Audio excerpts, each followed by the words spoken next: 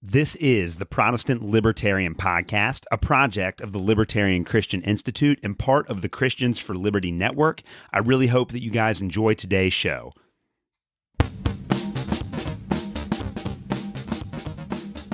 All right, guys, welcome to another episode of the Protestant Libertarian Podcast. I'm recording this in early April, but you will not hear this until sometime in the summer. And the goal of recording episodes like this is that, as you know, I'm in the middle of writing a book, and I'm also a teacher, so I get 2 months off during the summertime. And for the summer of 2025, I really want to hammer down and get as much of that book done as possible.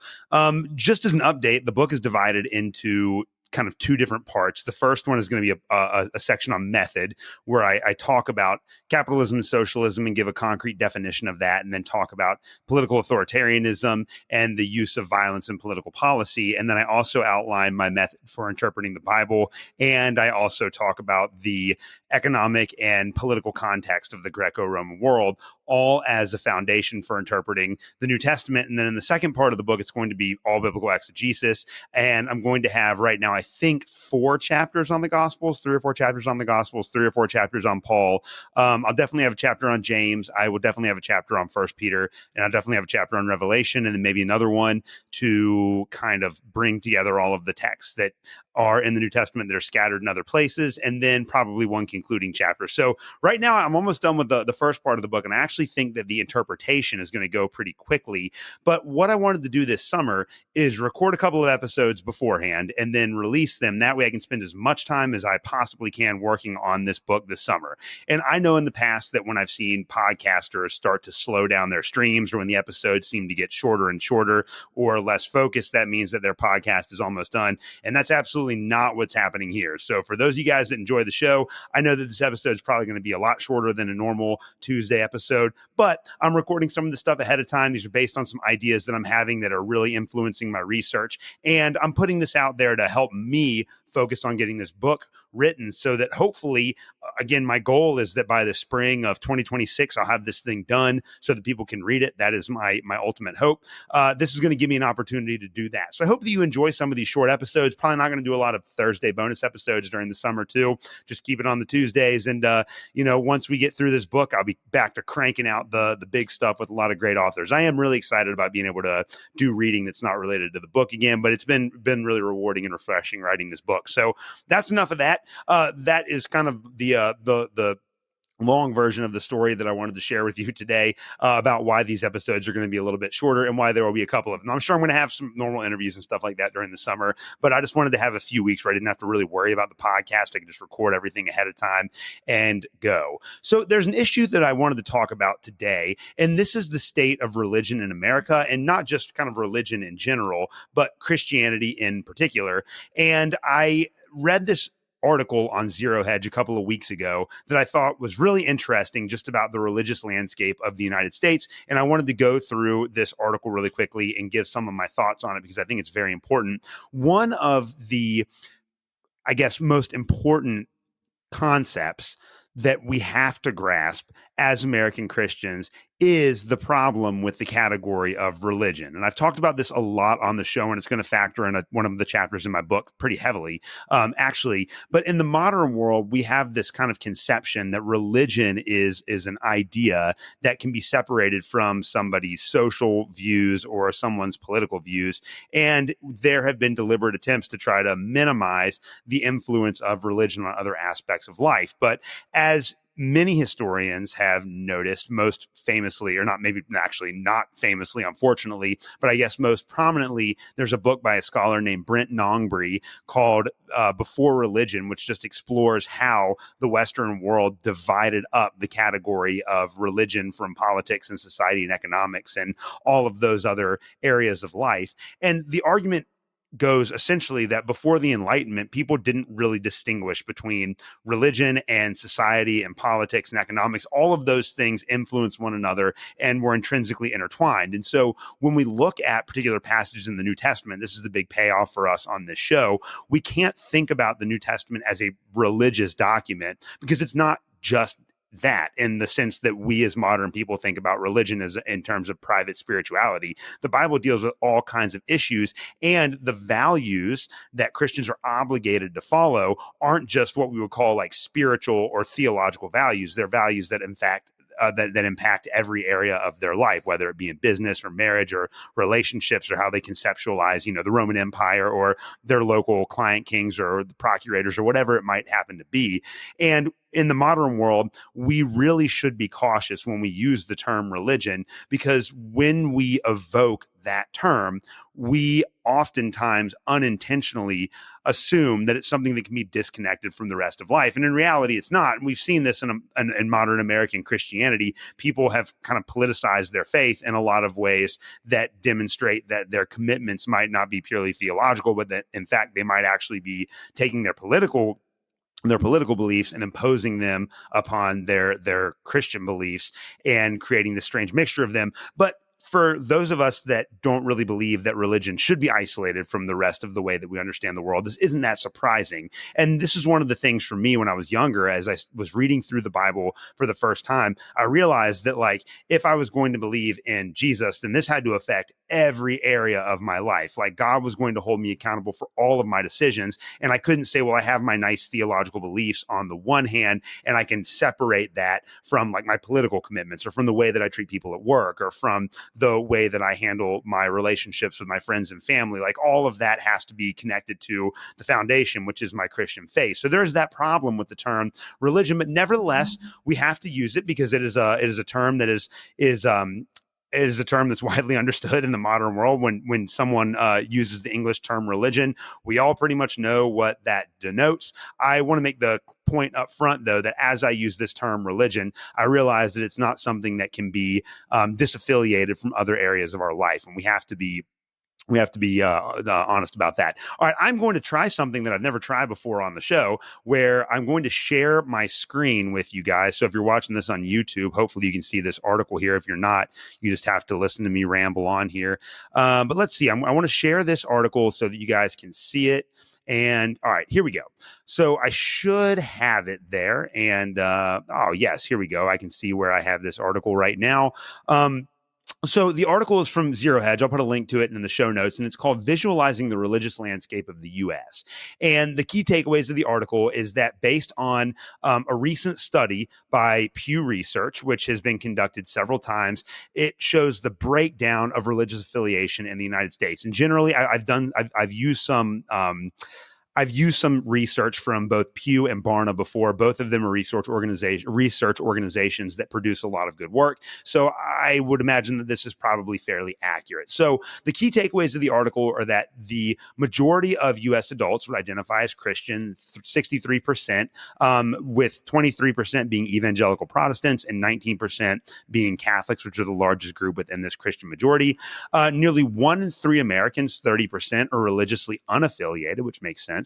And despite its dominance, the share of Christians has decreased from 78% in 2007 to 63% in 2024, which in the course of about 20 years is quite a decrease.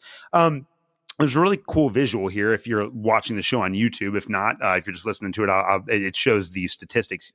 It says the religious landscape study was conducted by the Pew Research Center in 2007, 2014, and 2023 to 2024. The study visualized below surveys more than 35,000 Americans across all 50 states about their religious affiliation. And again, it shows that Christians make up about 63% of the population, whereas religiously unaffiliated, either nothing in particular, agnostic, or atheist, make up about 30%. And then Jewish is about 2%, with Buddhist, Hindu, and Muslim all comprising about 1% of the population. So it goes on to say that Christianity in the U.S., after many years of steady decline, the share of Americans who identify as Christians shows signs of leveling off, at least temporarily. According to the study, the percentage of U.S. adults identifying as Christians declined from 78% in 2007 to 63% in 2023 to 2024. Since 2020, the percentage has remained relatively stable, fluctuating between 62% and 64%. The largest Christian subgroups in the United States are Protestants, who now make up 40% of U.S. adults, and Catholics at 19%. An additional 3% identify with other Christian groups, including the Greek and Russian Orthodox churches, the Church of Jesus Christ of Latter-day Saints, Jehovah's Witnesses, and others. Both Protestants and Catholic numbers have declined significantly since 2007. However, the Protestant share of the population has remained relatively stable since 2019, while the Catholic share has stabilized since 2014. Meanwhile, the percentage of Americans identifying with a religion other than Christianity has been gradually increasing, though it remains in the single digits.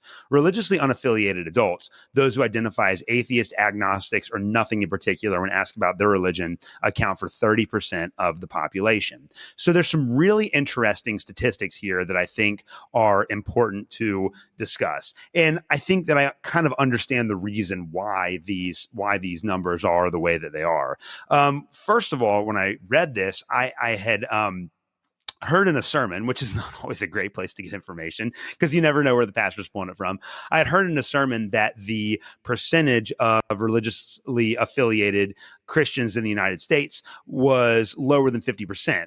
But I think that actually had to do with the amount of Christians that went to church on a Sunday. And I think, and you can check me if I'm wrong, please email me or hit me up in the DMs on Twitter. I would love to see the actual statistics. But I believe about a year ago, there was a study conducted that said that something in the range of 35% of people that identified as Christians in the United States participated in a church of some kind on a regular basis. That means going to church or participating in church events twice a month, which is very low. So even though 60 something percent, 64 or 65% of all US citizens would identify as Christians, only a very I guess not a very small, but only a percentage of those people actually attend church on a regular basis. So Christian is more of a cultural label for many Americans than it is something that they feel the need to practice. And I have to say that I think that those numbers are kind of disappointing, but they're also not very surprising. And I think that there are a lot of reasons for that.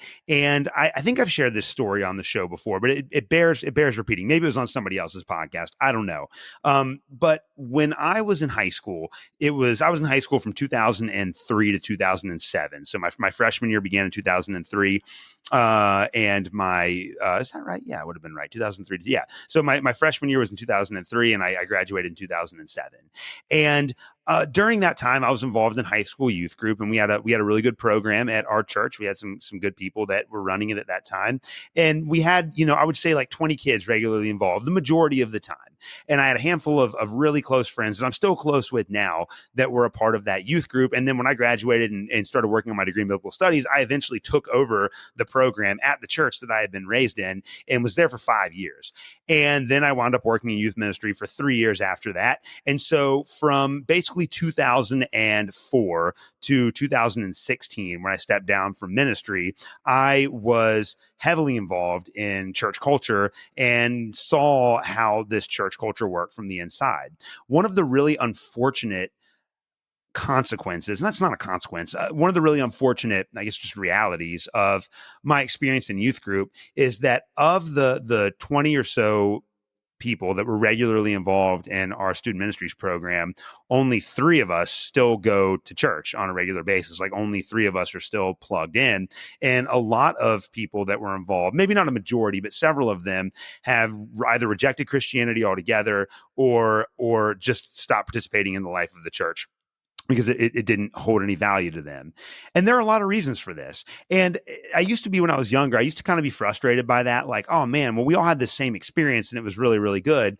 But I realized that for a lot of my Christian friends in youth group, when I was in high school, they might have been involved in church and it was a very important part of their social aspect, but there was absolutely no discipleship coming from the home. And so I have a really kind of like funny, like one of my best friends who's just not involved in church at all anymore. I remember like her family was at church every single week, and her parents were like very nice people, very, very good people. But I remember like her dad would always bring her and her siblings to church and then just kind of like sit out in the hallway while church was going on and talk to his friends, which I'd rather have someone be in the building. I think that's great. But you got to think about as a parent, the kind of signal that sends to your kid when you're bringing them to church, but it doesn't seem like you care that much about what the church is actually teaching. And so I think that there were a lot of people that grew up in my and kind of my age range that had parents that told them that participating in church was important, but didn't ever really let it shape their lives in any meaningful way. The church to them was kind of like a country club. And again, I'd rather people be in church than not. I think that having your foot in the door is a huge first step. And if you have a good ministry team, you can really capitalize on that, build relationships with those people and help bring them in. But if there's no discipleship going on at the home, if church is just a country club, well, people can get those social bonds anywhere else. You don't have to go to church to have a community of people to be in relationship with and to do life with. And so when people went to college and realized that they could have friends that didn't go to church, then they just stopped going to church because it didn't seem very relevant for them. I also think that, and this is something I have talked about on the show a lot before, going back to the rise of the moral majority in the 1980s and the fact that the Reagan administration, quite brilliantly from an electoral strategic standpoint, realized that American evangelicalism, which even today, as we just saw in this article on Zero Hedge, makes up the large majority of American Christians. Ronald Reagan realized that this was a voting bloc that was more or less untapped. And even going back to the 1970s and the 1960s, it's hard for people to understand this now because we associate evangelicalism with conservatism. But before the 1980s, that wasn't the case. There was no natural political home for the evangelical community. And going back even further than that to the end of the 19th century and the early 20th century with the progressive era, a lot of evangelicals were actually progressive because they were premillennialists that believed that they needed to use the state to build a kingdom of God on earth before Jesus could return. So there's a lot of really interesting dynamics. But what Ronald Reagan saw was that evangelicals didn't vote en bloc. And so if Ronald Reagan, and this is how he won in a landslide in 1980 and 1984, were one of the reasons why he did, was that he realized that if his campaign appealed to the evangelical voting bloc, that he could tap into that and swing a lot of states in his direction. And that's exactly what he did. And really, ever since the 1980s, the Republican Party has been identified with evangelicalism, which I thought was a really toxic deal all the way from the beginning, because this means that the wide, bold majority of the American church now identify with a particular political party, and the values of the Christian church were intertwined with the values of the Republican Party. And anyone who's listening to the show realizes that the Republican Party does not reflect Christian values in any meaningful way. All right, they're against abortion. That's awesome. Okay. But other than that, the Republican Party has never been the party of Christian values, but there were a lot of evangelicals that got swept up in that, and in fact are still swept up in that.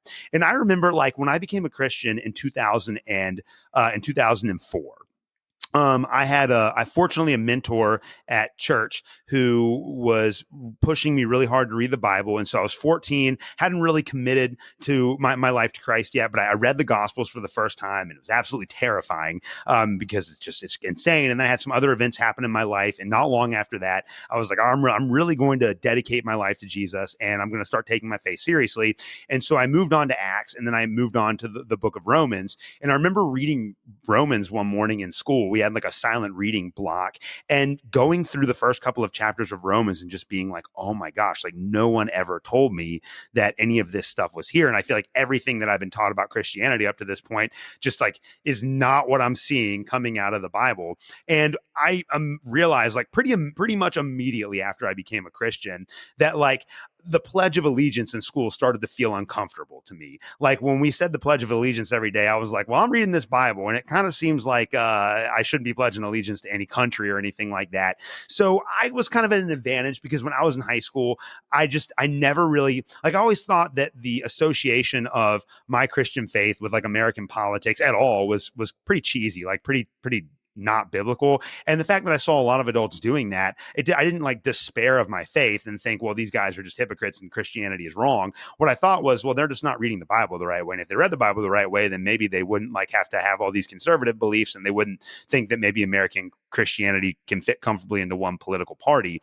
But most of my friends did not have that experience. And so a lot of them were raised in kind of, quasi-conservative homes. And then when they went to college and realized it's just kind of like they could have friends with people that didn't go to church, they also realized that they could have political beliefs that were not a reflection of that kind of watered down conservative Christianity, then they wound up going in an opposite direction and rejecting the watered down conservative Christianity and embracing progressivism. And in fact, that's why I think that a lot of people that were raised in conservative youth culture are now openly progressive. I think that this explains the deconstruction and the ex-evangelical phenomenon that we're dealing with right now. But one of the things about like cultural Christianity in the early 2000s that I really wrestle with was just how much it tried to be relevant. Like, and this was a big part of youth group culture. It was like we wanted to, in youth group culture, pretend that we weren't assimilating to the predominant American culture while just creating Christian alternatives for every American cultural touch point. And so one of the lessons that I kind of learned, and I mean, there was even like, you think like there was like a magazine that might still be around, I don't know, called Relevant Magazine, that was all about like how to make our faith relevant in the modern world and how does our faith intersect with American culture. And even like in high school, and I was someone, I listened to like a lot of Christian music and I still do it. Like a lot of those like Christian hard rock and heavy metal bands, I still love them because they're great bands just in their own right. It doesn't have anything to do necessarily with the lyrics anymore. I think that they make good music, but it was like there was this concerted effort to try to get Christian teenagers to buy into Christian culture, and Christian culture was always related to conservative politics. And I think that that's a really big problem. And I was also kind of in this position, like when I'm in high school going through all this, where like I was struggling with, okay, my culture tells me that I need to be relevant, but like the Bible tells me that I need to pick up my cross and follow Jesus. And so like, which one is it? And I struggled with that for a really long time until I started studying it professionally in college. All of that is to say that like, I understand why a lot of people have drifted towards the left, because there are many people that unfortunately grew up in evangelical churches that had compromised in some way with conservative Christianity. And they made the false assumption that Christianity was somehow embedded within American conservatism, or American conservatism was an extension of Christianity. And so when they rejected the conservative tradition, they wound up rejecting Christianity as well, because they had associated those two falsely, in my opinion. And so they embraced progressivism. Now, there are some people that assume that progressivism is kind of the political instantiation of Christian values, and I think that that's fundamentally flawed too. Like I've talked about that a lot on this show, and the book that I'm currently writing right now hopefully will drive a wrecking ball through the idea that Christians should ever be able to identify with progressivism or conservatism. That's my goal. I hope, but I really do understand why a lot of people left the faith. And we see this increasing number of Americans that are not religiously affiliated, the 30% that are either just they don't really think about Christianity very much, or they are openly agnostic or atheist.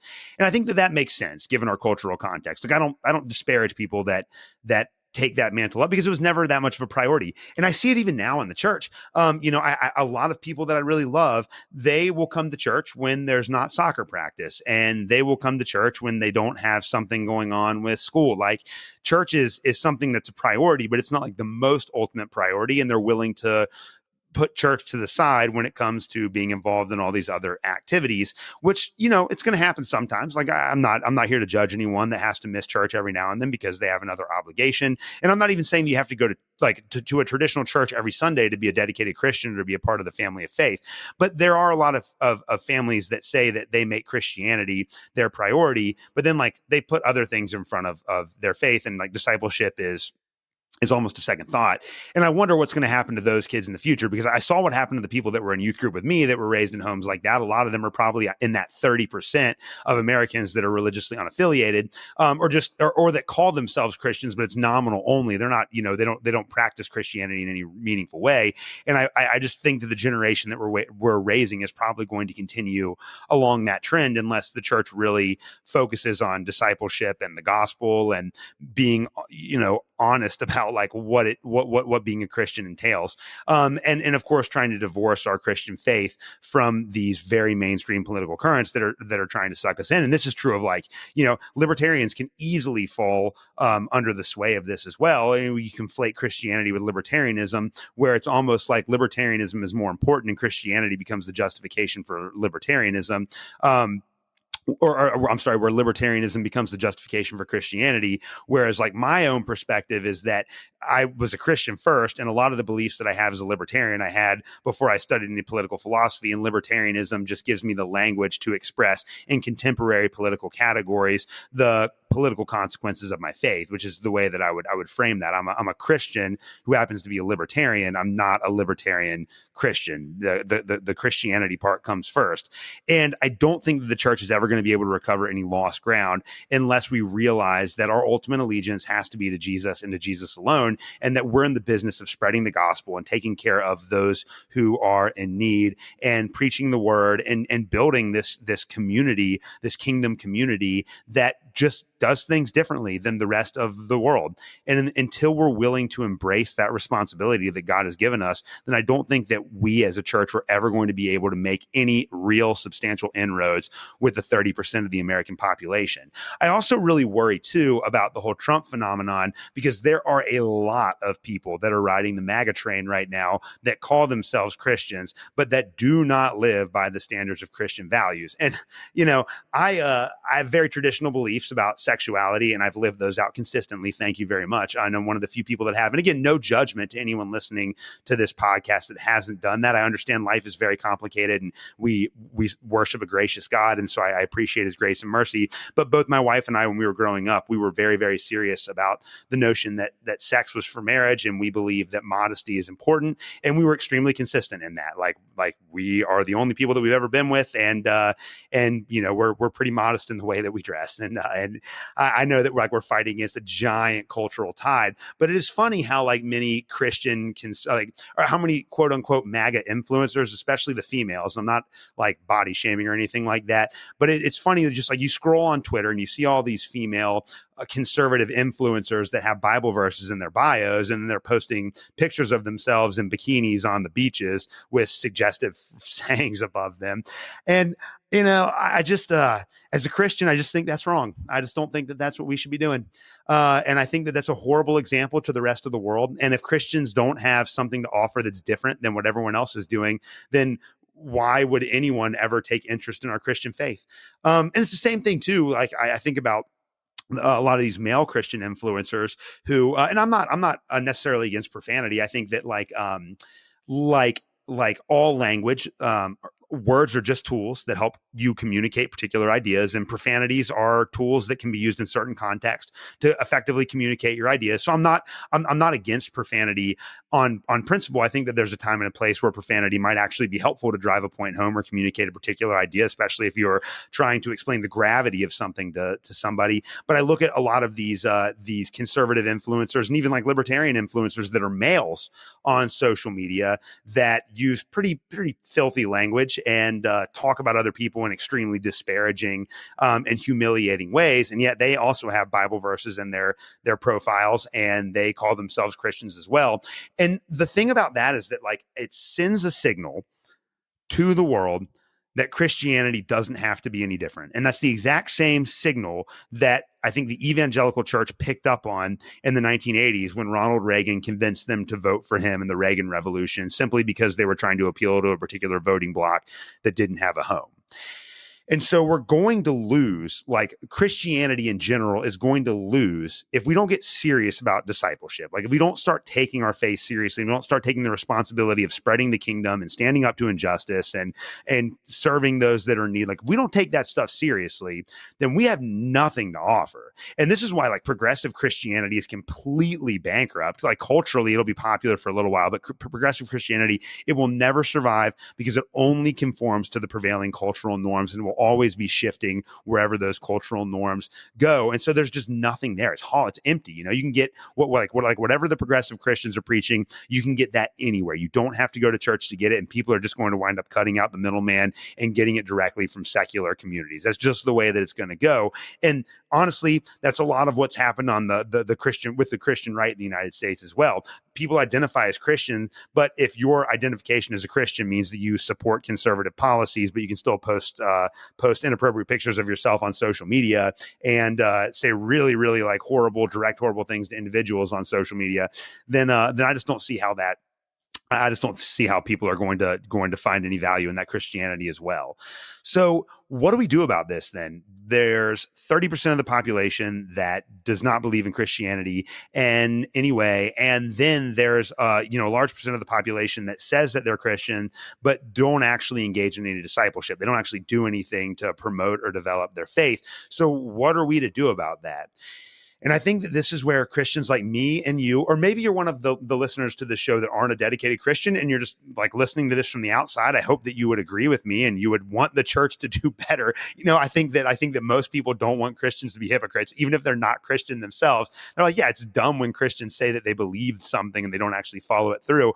But I really do think that as a church, we need to get back to the fundamentals. I think that we need to get back to our message, like the gospel message that Jesus is Lord, that he died for our sins, that he was raised from the dead according to scripture, and that he currently sits at the right hand of God ruling over all creation, and that we are his kingdom, and that the church and the church alone is called by God to build his kingdom on earth, that it's our responsibility and that we shouldn't abdicate that or give it over to anyone else. And this is exactly why I get so frustrated with both progressive and conservative Christians, because regardless of whether you're on the American left or right, one thing that they have in common is that they both operate with the assumption that we need the 19th century technocratic nation state in order to impose our theological values on other people in society. And we have to do that by violence. Of course, conservatives will sometimes acknowledge that these policies must be imposed by violence. Progressives never do. But as libertarians, we understand that like forcing somebody to do something that they wouldn't otherwise do and taking their money is a form of violence. And there's no way of getting around that. And there's no way of reading the New Testament that justifies that kind of violence against people that aren't like initiating violence against you. Like there's no way that the church can possibly consistently maintain its witness and continue to support either authoritarian conservatism or authoritarian progressivism. I don't believe that we can.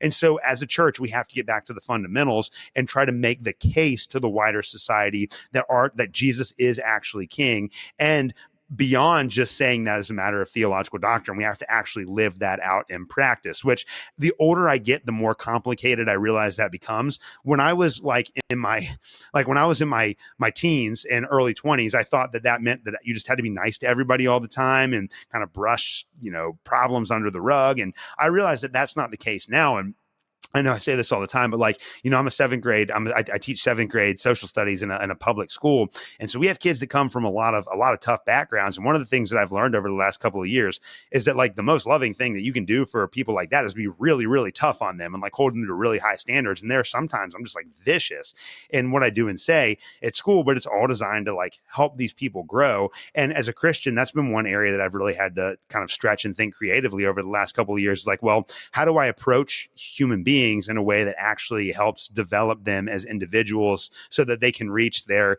God-given potential? And how do I do that in a way that is consistent with my faith? These are very difficult questions. And I'm sure everyone listening to this show can think of people that are in their life that desperately need the gospel, but that are hard to deal with. And I can't tell you exactly how to creatively deal with those people, but I do think that we need to start having better conversations about how we can reach the wider world and actually make an impact without just assuming that we're going to pass some law or support some politician and all of this is going to be fixed for us. I mean, the reality is Joe Biden isn't going to save you. And when Alexandria Ocasio-Cortez and Andy Beshear wind up running for president for the Democrats in 2028, and is J.D. Vance and Marco Rubio or whoever, they're not going to rescue you either. There's not a way out of this situation that's political. The only way that we're ever going to be able to change the culture in the United States, both in terms of Christianity and downstream from Christianity, trying to build a more peaceful, loving, compassionate society that doesn't rely on the use of force against innocent people, is by witnessing to the gospel. And I think that when we do that, we would start to see the numbers that are in the Zero Hedge article tilting back in our favor. Maybe we're never going to get back above 65% of American Christians identifying, or of American citizens identifying as Christians, but maybe we can get beyond the 35% of that group practicing their faith on a regular basis. And when we do that, then we can really change the world. I believe that we can.